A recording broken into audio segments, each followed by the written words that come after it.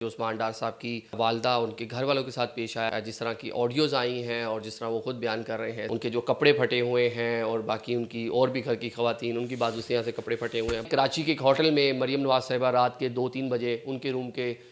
دروازے توڑ کر رینجرز اندر گئی تھی۔ دوسرا، الیکشن کمیشنر پاکستان میں Pakistan Tehreek Insaf intra party election, دو انتہائی اہم کیسز چل رہے ہیں۔ بلے کا نشان ہے، مائنس ہو جائے گا۔ پاکستان تحریک انصاف کو گھیر کر جس کونے میں لایا جا رہا ہے اور وہ اس کونے کے قریب پہنچ چکی ہے، دوبارہ یہ خبر دے رہے ہیں، پہلے ہی بتا چکے ہیں، ایک الگ سے گروپ بنے گا۔ السلام علیکم ناظرین، میں ہوں عادل نظامی اور آپ دیکھ رہے ہیں میرا ڈیجیٹل چینل۔ ناظرین، آج ہم بات کریں گے ایک افسوسناک واقعہ ہے جو عثمان ڈار صاحب کی والدہ ان کے گھر والوں کے ساتھ پیش آیا ہے، جو ان کے 6 سال کے بیٹا جس طرح کی آڈیوز آئی ہیں اور جس طرح وہ خود بیان کر رہے ہیں، اس کو ڈسکس کریں گے۔ دوسرا، الیکشن کمیشنر پاکستان میں Pakistan Tehreek Insaf intra party election کی جو سبمیشن ہوئی ہے، جو پارٹی الیکشن کے بعد تفصیلات 7 روز میں جمع کروانی تھی، اور اس کے بعد پولیٹیکل اینڈ فائنانس ونگ کی جانب سے پاکستان تحریک انصاف سے جو سوالات کیے گئے ہیں، جس کی آج سماعت ہوئی۔ یہ دو الگ الگ کیسز ہیں۔ انٹرا پارٹی الیکشن جو 14 لوگوں نے ان کو چیلنج کر رکھا ہے وہ الگ ہے، اور دوسرا جو پاکستان تحریک انصاف نے رپورٹ جمع کروائی، اس پہ جو الیکشن کمیشن کے جو ونگ ہے، پولیٹیکل ونگ، اس نے جو سوالات کیے ہیں اس پہ الگ سے سماعت۔ مطلب یہ دو الگ الگ کیسز ہیں جس پہ بلے کے نشان کا تعین ہوگا کہ پاکستان تحریک انصاف کے پاس وہ نشان رہنا ہے کہ نہیں رہنا۔ سب سے پہلے یہ ڈار صاحب کی والدہ عثمان ڈار صاحب نے ایک انٹرویو دیا، اور کامران شاہد صاحب کو اور پارٹی پاکستان تحریک انصاف سے وہ تھوڑا الگ ہو گئے، اور پارٹی پالیسیوں پر بھی کرٹیسزم کیا، تو ان کی والدہ ایک دم سے سامنے پہ آئیں، منظر عام پہ آئیں۔ اس سے پہلے بھی جب عثمان ڈار کی گرفتاری کے لیے کچھ ریڈز وغیرہ ہوئے تھے گھر میں، اس ٹائم میں ان کی کچھ ویڈیوز اور آڈیوز جو ہیں وہ سامنے آئی تھیں۔ ابھی انہوں نے اعلان کیا تھا کہ خواجہ آصف جو NA 71 سے امیدوار ہیں، ان کے مد مقابل وہ خود الیکشن لڑیں گی، مطلب میدان میں اتریں گی۔ عثمان ڈار کے حوالے سے عثمان ڈار نے جیسے ہی انٹرویو دیا اور کچھ دیر بعد ان کا بیان آ گیا تھا، اور وہ سارا جو انٹرویو تھا اس کو زائل کر دیا تھا ان کی والدہ کے اس بیان نے، اور انہوں نے عثمان ڈار کو بھی تھوڑا مطلب کہہ لیں کہ کرٹیسائز ہی کیا تھا ایک طرح سے، مطلب ناخوش تھی ان کی اس انٹرویو سے، اور کہا تھا جی کہ الزام لگایا تھا خواجہ آصف پہ کہ جی خواجہ صاحب آپ نے میرے بیٹے کے ساتھ یہ سارا کیا ہے اور میں آپ کا مقابلہ کروں گی۔ لیکن یہاں پہ تھوڑی زیادتی ہو گئی، ہوا کہاں سے، کیا کس نے، یہ سب کو معلوم ہے، شاید میرے خیال سے ڈار صاحب کو بھی معلوم تھا اور ان کی والدہ کو بھی معلوم تھا، لیکن انہوں نے پولیٹیکل پوائنٹ سکورنگ کی کوشش کی اس ٹائم، تو سارا الزام جو ہے خواجہ صاحب پہ لگا دیا، مطلب خواجہ آصف کے اوپر۔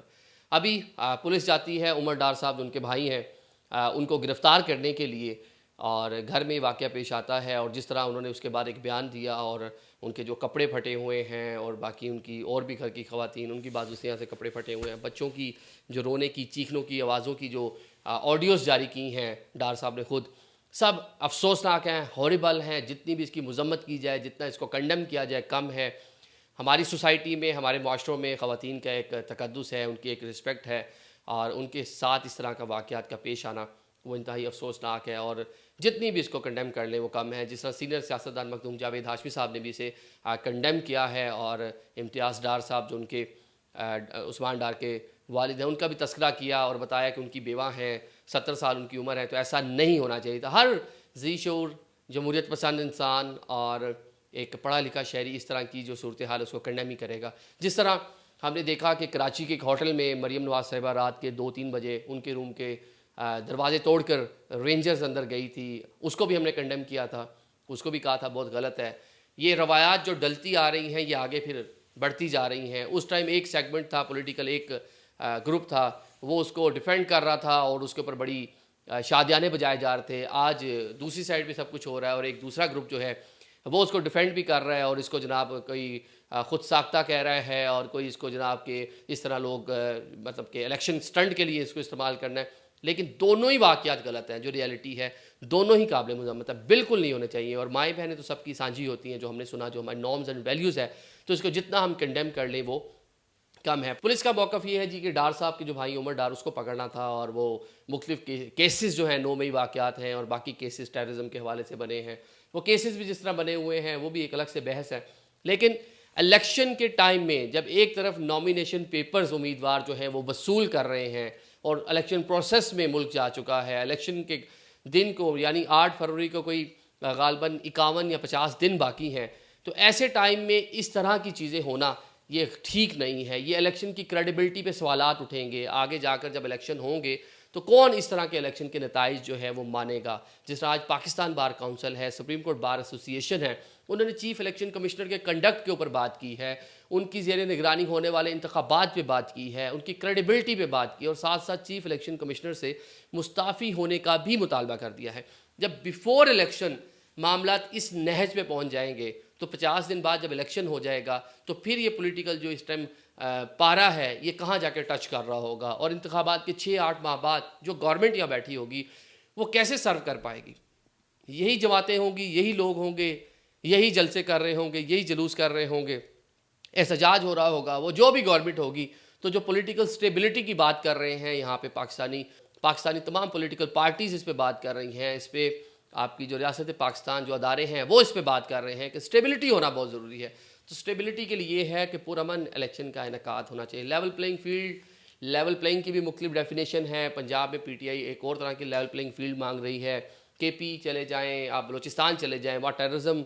اور اس طرح سے کمپین کرنے کی اجازت نہیں ہے لوگوں کو، لوگ اس طرح فریلی اپنی جو الیکشن مہم ہے وہ نہیں چلا پا رہے، وہ لیول پلینگ فیلڈ مانگ رہے ہیں۔ تو یہ انتخابات کو جو انعقاد ہے وہ ہو تو جائے گا، لیکن اس کی کریڈیبلٹی کیا ہوگی، اس کے مانے گا کون، یہ بہت ضروری ہے۔ اور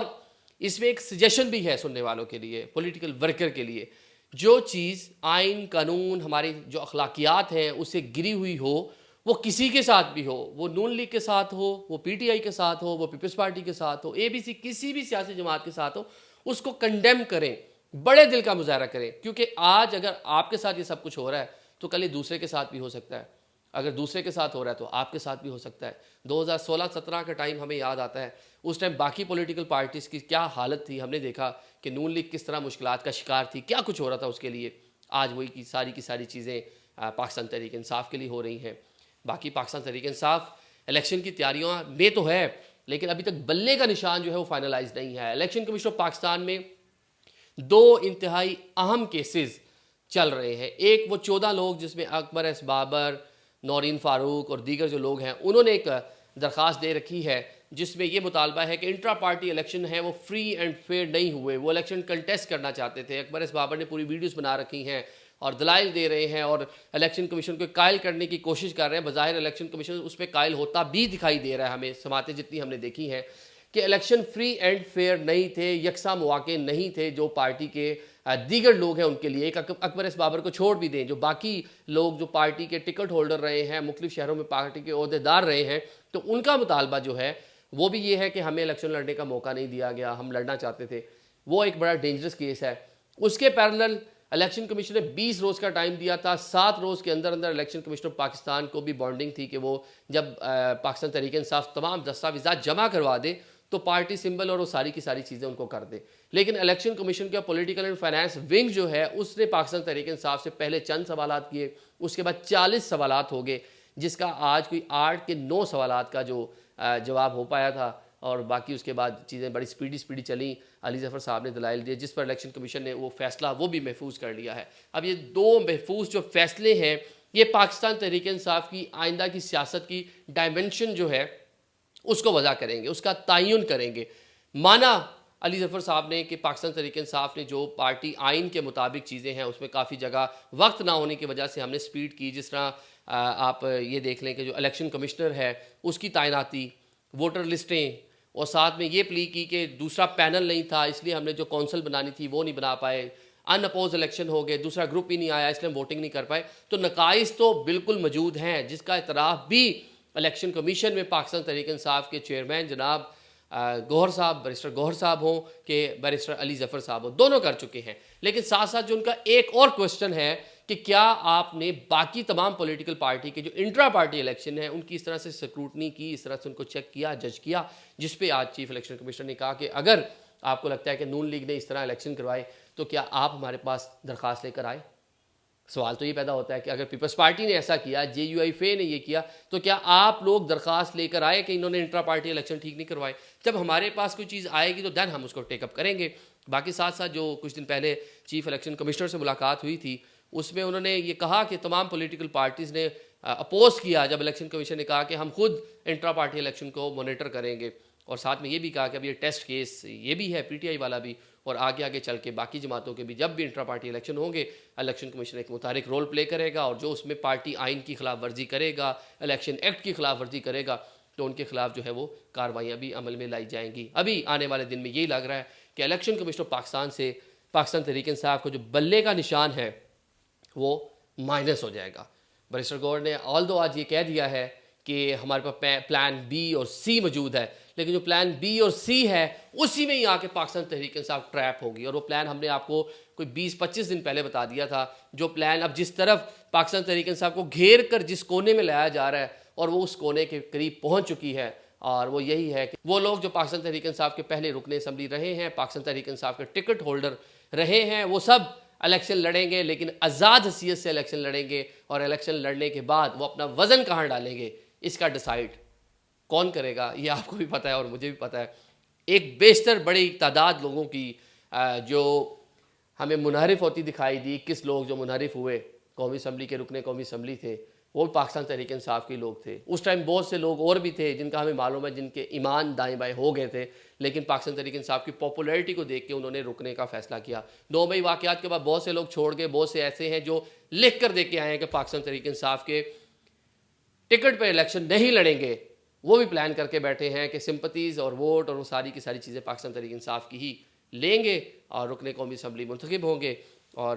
قومی اسمبلی میں آج ہم آپ کو دوبارہ یہ خبر دے رہے ہیں، پہلے ہی بتا چکے ہیں، ایک الگ سے گروپ بنے گا جو جا کے یہ سارے معاملات کو لیڈ کرے گا۔ ان کے خلاف نہ آئینی، نہ کوئی قانونی، نہ کوئی رولز، کچھ بھی نہیں ہوگا، کیونکہ وہ آزاد حیثیت سے رکن قومی اسمبلی منتخب ہوئے ہوں گے، وہ اپنے فیصلے کرنے کے لیے آزاد ہوں گے۔ تو اس طرح پاکستان تحریک انصاف کو جو ایک ووٹ بینک ہے، جو پاپولیرٹی ہے، وہ ساری کی ساری کسی اور کے اس میں وزن میں چلی جائے گی، اور آگے پھر 5 سال